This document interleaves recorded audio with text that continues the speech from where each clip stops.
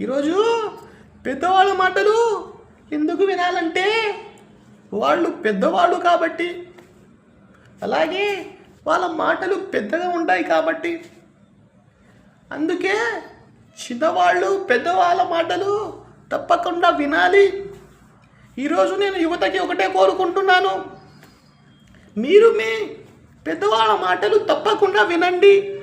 అప్పుడే మీ జీవితాలు మారే అవకాశం ఉంటుంది. కాబట్టి మీ జీవితాలను పూర్తిగా మీరు మార్చుకోవాలని అనుకుంటే మీరు జీవితంలో మీ జీవితం మారే అవకాశం ఉంటుంది. కాబట్టి నేను కోరుకుంటున్నాను, మీరు మీ పెద్దవాళ్ళ మాటలు వినండి.